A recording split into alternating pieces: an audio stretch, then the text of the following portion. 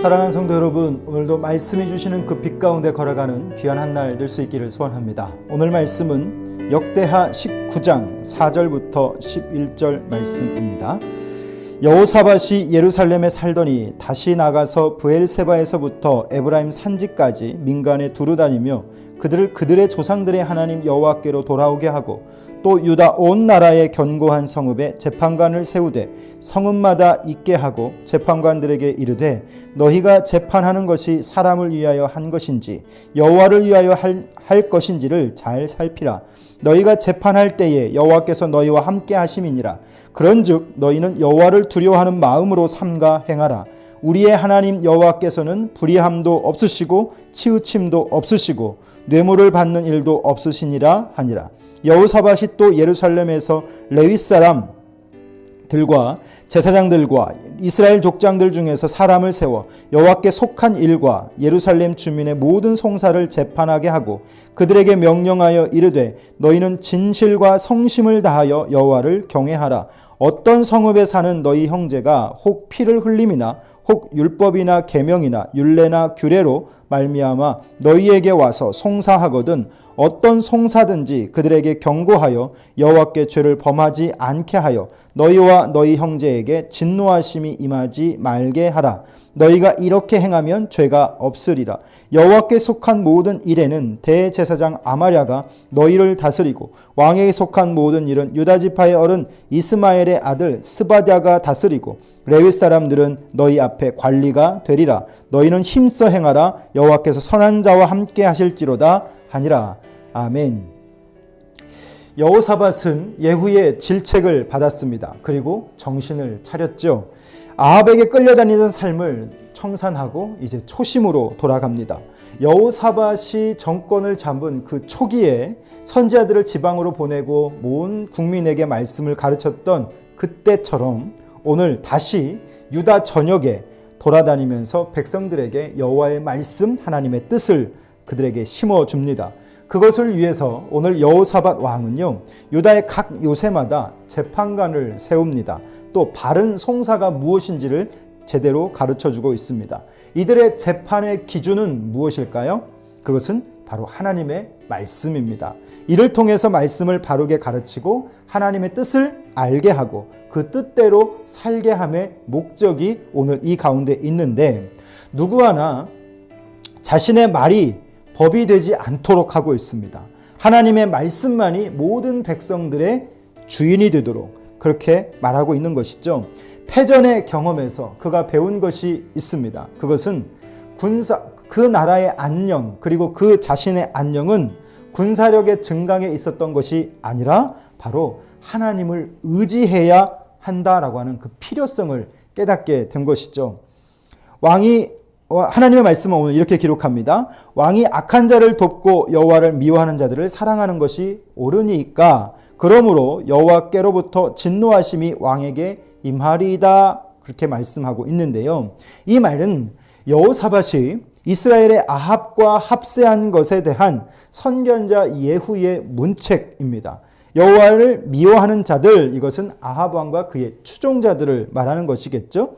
그것의 증거가 이스라엘 백성들에게 바알 그리고 아세라를 숭배하도록 종용했던 일입니다.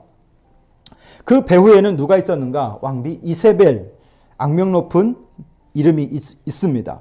여호사밧은 아무리 같은 민족일지라도 그들과 같이 행동하지 말았어야 했습니다. 여기서 중요한 게 뭘까요? 바로 분별력입니다. 내게 쉽게 다가오는 자들, 그러나 그들로 인해서 내가 하나님 앞에서 선 자세와 태도가 망가지게 된다면 분별력이 있어서 그것을 구별해낼 수 있는, 그래서 선택할 수 있는 용기가 있어야 했는데 당시의 여호사밧에게는 그것이 없었던 것이죠. 신앙적, 윤리적인 면에서 옳지 않았던 일을 그는 행하고 말았습니다. 그 결과 모압과 암몬의 침입 그리고 예후의 예언대로 여호와의 진노가 그 가운데 임하게 되었습니다. 브엘세바에서부터 에브라임 산지까지 민간에 두루 다니며 그들의 조상들의 하나님 여호와께로 돌아오게 하였다라고 성경은 기록하고 있습니다.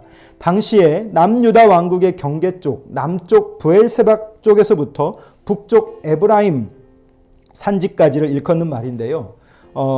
여호사밧은 유다 전 국토를 다니면서 이 영적인 개혁의 앞장을 서게 됩니다. 이때 개혁이 2차 종교개혁이라고 할 수 있습니다. 그의 통치 3년에 시작되었던 1차 개혁과 그의 성격이 참 유사하지만 다른 면도 좀 있었는데요. 1차에 흡사한 것은 적극적으로 민정을 살피는 일이었습니다. 그리고 다른 점은 무엇이냐면 재판관을 세워서 올바른 재판에 대해서 교육을 했다라고 하는 겁니다. 이것을 이른바 사법개혁이라고 할 수 있겠습니다. 오늘 성경은 또 이렇게 말합니다. 여호와께서 속한 모든 일에 대제사장 아마랴가 너희를 다스리고 왕에게 속한 모든 일은 유다 지파의 어른 이스마엘의 아들 스바랴가 다스리고 레위 사람들은 너희 앞에서 관리가 되리라. 이렇게 말씀하고 있습니다. 이것은요, 예루살렘과 유다의 영적 개혁과 더불어서 행정 개혁까지 추가가 되었다라고 하는 겁니다. 여호와께 속한 모든 일, 이 말은 종교와 예배에 관련한 문제, 즉 율법에 나타난 의식법에 관련된 일이고요. 왕에게 속한 모든 일은 민사소송에 연관된, 즉 민법에 관계된 일들입니다.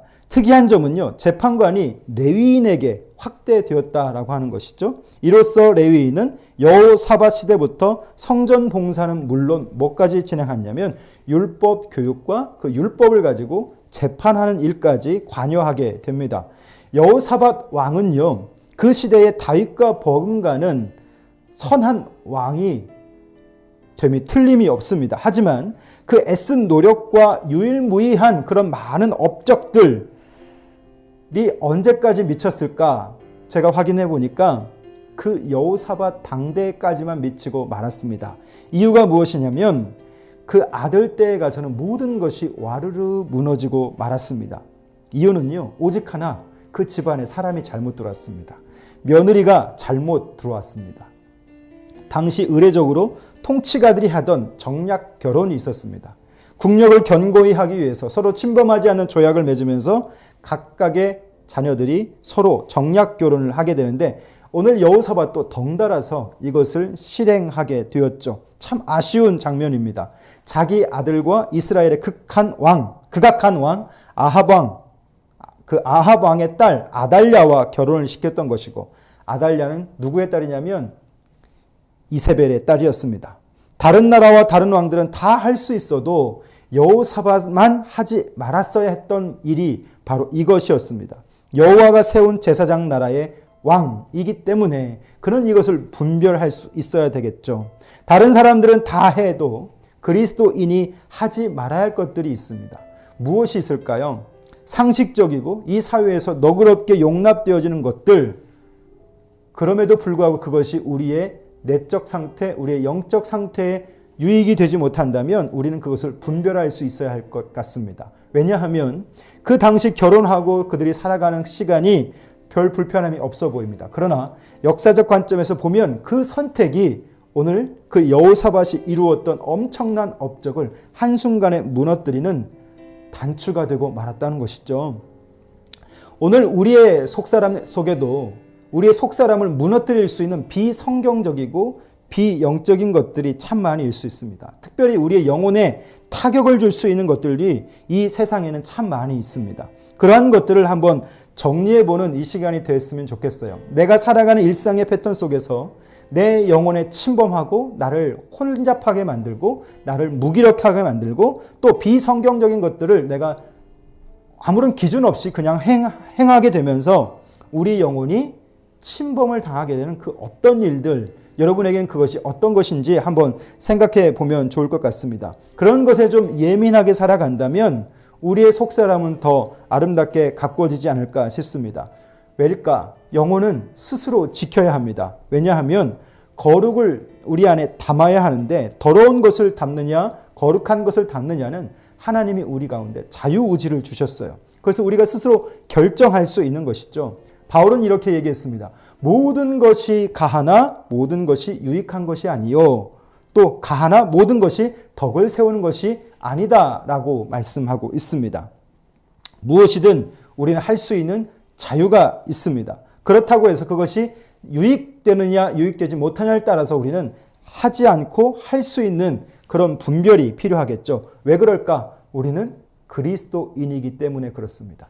남들이 다 해도 나는 하지 말아야지라고 하는 그 기준은 그리스도인이고 주의 말씀 속에서 내게 들려주는 그 음성을 따라서 살아갈 수 있는 그런 감각이 오늘 우리 가운데 필요한 것이죠. 오늘 말씀을 보면서 저는 이렇게 정리합니다. 여호사밧, 그가 온전한 왕이 될 수 있었던 것, 그것은 19장 1절부터 기록되어져 있는 말씀입니다. 듣기 싫은 말씀, 그 말씀이 우리를 살립니다. 현재 내가 잘못된 길을 가고 있다 하는 희미한 내면의 소리가 우리 안에서 들려진다면 여러분, 그것을 하나님의 음성으로 들으십시오. 그 음성이야말로 오늘 지금 내게 필요한 말씀이고 지금 내게 필요한 교훈이 될 겁니다. 지금까지 당연하게 여겼던 내 삶의 방향에 제동을 걸고 멈출 수 있는 말씀이 오늘 여러분 안에 있는지 한번 생각해 보실 수 있기를 바랍니다. 그 말씀이 있는 자들은 그 말씀이야말로 우리의 삶을 재조명하게 하고 또 방향을 수정하게 만들어서 우리가 원하는 그 거룩의 방향을 향해 한 걸음 한 걸음 나아갈 수 있기 때문입니다. 현재 내 삶을 만족시키는 그 보편적인 말씀들, 나를 안위시키고 나를 안정화시키는 그런 말씀에 귀 기울이지 말고 나의 삶에 지금 불만족하게 여겨지게 하고 그 말씀을 들음으로 내가 불편하게 여겨진다 할지라도 그 말씀에 여러분 더 기울일 수 있기를 소원합니다. 우리는 지금 내 생각보다 내가 잘 나가고 있지라고 생각할 수도 있을 수 있습니다. 그러나 하나님의 말씀에 비춰보면 나는 지금 잘 가지 못하고 있을 수도 있습니다. 특별히 이 코로나라고 하는 시간 속에서 말이죠. 많이 나태해지고 많이 분별이 없어졌고 많이 또 세상의 사람들과 같이 판단할 수 있습니다. 그럴 때 우리가 어떻게 바로 세워질 수 있을까요? 듣기 싫은 말씀이 내 안에 들려질 때.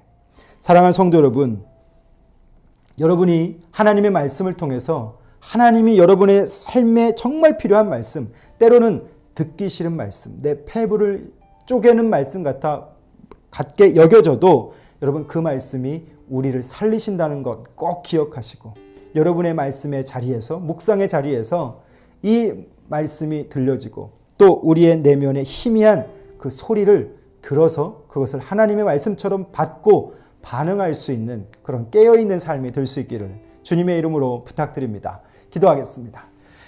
살아계신 우리 아버지 하나님, 감사합니다. 오늘 이 말씀을 통해서 우리가 어떻게 살아야 할지를 다시 한번 점검합니다.